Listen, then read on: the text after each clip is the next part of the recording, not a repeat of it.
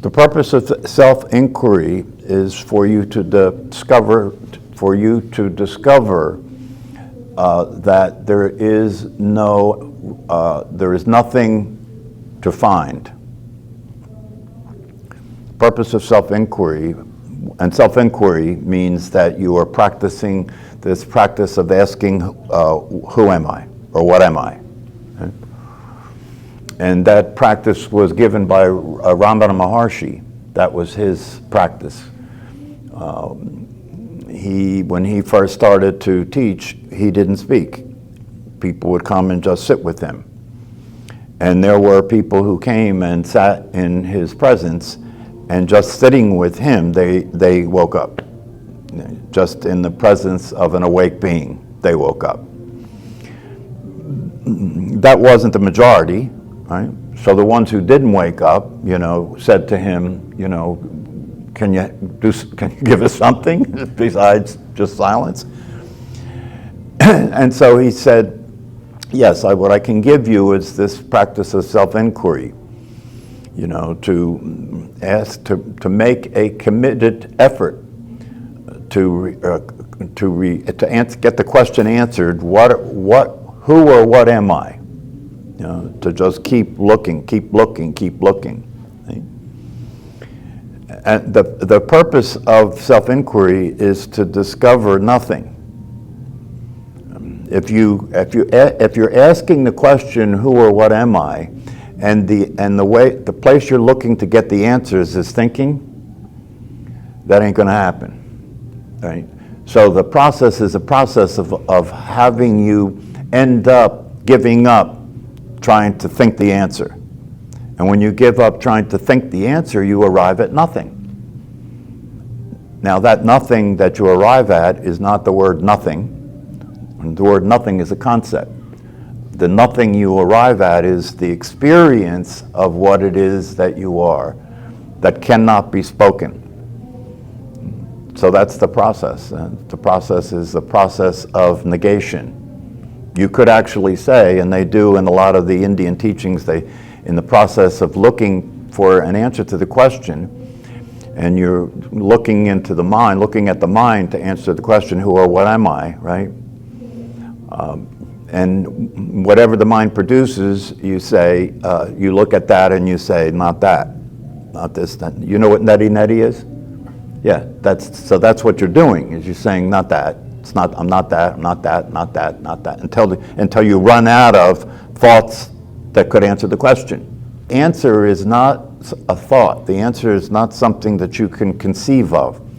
The answer is something that's left when you give up conceiving of anything. That's why the invitation works, because the invitation is basically asking you to give up everything, your thinking, your feelings, your past history, your beliefs, to put all that aside temporarily. That's what Mooji's asking people to do. Just put all that aside temporarily. And if you succeed in putting all that aside temporarily, then what's there? If that's all put aside, what's there? And if you recognize what's there, then he walks you through a process, right, to look at its nature. How big is it? How small is it? What gender is it? How old is it? What does it want? Where is it going? You go through a process of the awareness looking at itself, answering those questions to understand its nature. And when you understand its nature, then you realize why it works to be the awareness. Because if you understand its nature, you understand that it's unaffected by circumstances. It's unaffected by anything that's happening. It's too good to be true, right? It's too good to be true. That's why the personality will question it and doubt it. Personality will doubt it. That's understandable, the personality. Well, when I say the personality will doubt it, I mean the thinking activity that we call the personality will doubt it, right? Because it's inconsistent with the programming that's running in your mind. It's inconsistent with that. So the programming will say, I don't understand, this is too difficult. Why haven't I experienced it if it's available to be experienced? This is all just more thinking, that's all. It's just all more thinking. Nisargadatta, who was another famous teacher, his guru told him, just keep paying attention to the I am. And the I am means the awareness itself. Just keep paying attention to that. Keep looking at the awareness. Keep looking at the awareness. In some of the other higher teachings in Buddhism, they talk about creating certainty. How do you create certainty about your true nature? By checking in on it all day long to see, is it still there? Right? Is it still there? Is it true that it's consistent? It's true that it's never not there? Right? So you check in on it. Keep checking in on it all day long. If you can do that, that's not an easy practice because it's hard to remember to check in on it because you're distracted all the time, right? But if you can get up, if you can get your determination to be strong enough, even for one 24-hour period, right, to check on it really consistently, right, you'll probably have a breakthrough. See, you have yet to have the breakthrough that I speak of called Kensho. Yeah, I know. Yeah. Until you have that, right, you as a personality, you're looking at the thought activity, right, and saying, you know, they just keep coming. It just keeps coming, you know, as if the thought activity is going to stop because you're aware of it. No. The reason they keep coming is because you keep listening for them. That's all. They keep coming because they keep having meaning for you. They keep entertaining you or they keep threatening you. You know, you have a relationship with this thought activity that keeps you involved with it. That's why they keep coming, because you're there for them to come to. You know, it's like Mooji says, you know, the performance won't occur until the audience is there. The thinking requires you as an audience for the thinking, right, for the whole thing to work, right? But when you have Kensho, when you wake up and you realize yourself as the awareness, right, then there is no subject-object relationship anymore. That's non-duality. You're the subject and what's not you is the object, right? When you wake up, right, there is no subject anymore, but then you might conclude, okay, there's no subject anymore. Is everything objective then? No, everything is not objective then, because the word objective requires subjectivity. For things to be subjective, it doesn't mean anything. For things to be objective, unless there's a subject relating to the objective, right? But when you wake up, there is no subject or object. It's a transcendental experience. You're aware of the subject and the object, but you're neither one. See, that gives you the freedom not to be involved in thinking. The thinking is a subjective experience, right? But if you transcend the subject and the object, you can see the subject and the object at the same time, right? But they're no longer different. There's just one thing happening. That's non-dual. Now, the reason that it will never become transcendental is because what you consider yourself to be can't become transcendental because it's not real. It can't be anything. It's got you believing in it. It's got you believing that what you are is real as a personality in a physical body. It's got you believing that. And as long as it's got you believing that, you can't get outside of that, right, to see it for what it is. You're identified with it. You're being the identity. If you're being the identity, you can't see the identity because you're being the identity. So you have to have an experience of awareness. The awareness is not an identity. When you have an experience of the awareness, now you have a place to look at what's happening from that's not what's happening. If you're already, it's like you practicing being seated right now. How hard is it? That's what you have to get. You have to get that you're already there. The act of trying to get there keeps you from being there. That's all. You're already there.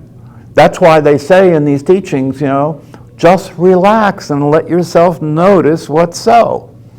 Don't make an effort to try and get somewhere, because that every effort you make to try and get somewhere takes you further away from where you are. This is too easy. The mind can't grok how easy this is. The mind will insist there has to be a process. There has to be a process because I'm not experiencing myself to be the natural state. And if I'm not experiencing myself to be the natural state, something has to change for me to experience being the natural state. That's the time-oriented processing that the personality is used to. Setting goals, improvement, change, like that.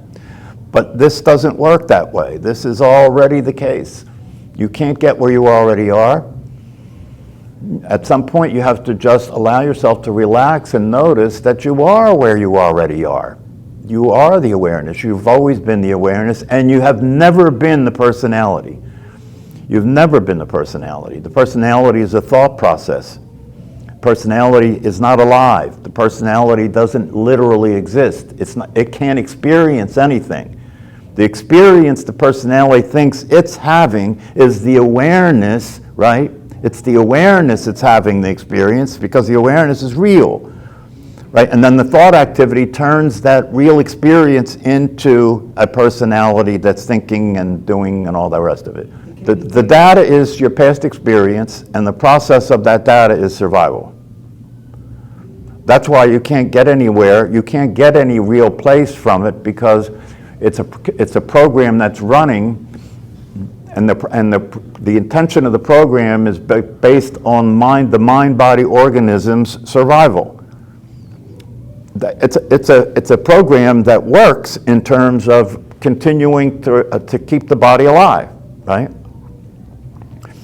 But the program can't produce what you want more than anything else, which is to experience your true nature, to experience the natural state of being happy, content, and peaceful. As long as your orientation is a personality, you cannot have an experience of well-being. You cannot have an experience of being alive. You can only have an experience of thinking about being alive. And that's not being alive. That's not fulfilling. That's why every morning you get up and you start up again. Every morning you get up and you start up again, chasing satisfaction, chasing well-being, chasing peace of mind, chasing security. All of your behavior is in the direction of doing that every day, every day, every day, every day, every day. Trying to get somewhere, and it's impossible to get somewhere when you're already the only place you can ever get to. Trying to get somewhere when it's impossible to get somewhere because you're already the only place you can ever be. That's why all you have to do is relax and notice it. That's all, just relax and notice it. And then once you notice it, that's Kensho. Once you notice it, then you've seen it. The awareness has seen itself. Once you notice it, right, then you have to practice. You have to practice being aware of being aware. Because you'll go right back into the programming, right? If you go right back in the programming, what a lot of people say is that, I had it, but I lost it. And the only reason you could say I had it, but I lost it, is if you believe that you can lose it, or if you believe that you got it and you didn't have it and you got it. If you believe that you didn't have it and you got it, then you're going to lose it, right? But if you understand you've never been a personality, you've always been the awareness, right? And you will always be the awareness, how can you lose it? That may not be the experience you're having because you still fall back into identifying with the programming. That's why practice is so critical. And you begin the practice formally, right? But the formal practice extends itself to the informal practice. That's why going on a retreat is so powerful, because when you go on a retreat, you do the formal practice, right? But the rest of the 24 hours, you're practicing the entire time. So that you get an opportunity for 7 days, day and night, to practice the full time. You're practicing when you're eating, you're practicing when you're walking, you're practicing when you're doing work at the center, right? You're committed to being in a state of being rather than a state of mind. That's why people subject themselves to intensive retreats, right? They do that to stick it to the personality, right? Personality doesn't want to be there, right? Personality doesn't want to do this, right? But there you are, you're sitting through that. You're sitting through that. You're not buying it. You're just staying there, continuing to focus on being aware, being aware, being aware. Just sitting through that. There is no ideal thing. There is no ideal thing. There is no ideal thing about what you should eat or not eat, or what you should do or not do, None of that ought to be a condition for well-being. This whole business of, whether you should eat meat or you should be a vegetarian, or whether, all the stuff, all that stuff that goes along with that stuff, if you're in a natural state, the natural state will take care of it. You don't have to like change your lifestyle. The idea that if I change my lifestyle, that'll support my enlightenment. That's nonsense. It's nonsense. Your enlightenment doesn't need support. It's complete. It's already fulfilled. Yeah, you don't use it when it's using you. You don't use it when it's not realistic. You don't use it when it's causing suffering. When you don't use it when it's presenting you with a different version of reality than the one that's existing, and that has you reject the one that's existing. Okay? It should be different. That's when it's not working. The mind's not working when it's telling you it should be different, right? Because it's not ever going to be different. That's not going to happen.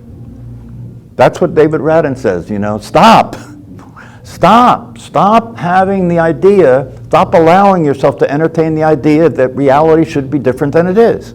Cut it out. You have to allow yourself to experience being. Being is a direct experience of what's happening. It is not an interpretation. It is not a thought process. Thinking may be going on, right? But you don't have to be referring to that once you wake up. In fact, when you're playing sports, you're better off not thinking. Anybody that's a professional tennis player knows this, because if that ball's coming over the net at 130 miles an hour, you think you're going to think before you swing that racket? No way, man, no way. No matter what it is, no matter what the sport is, if you can actually be there and be aware of what's happening, right, and trust the fact that the awareness knows the rules of the game, you don't have to review it. You can be there, present to what's happening. That will make you able to respond directly to what's happening instead of thinking about it.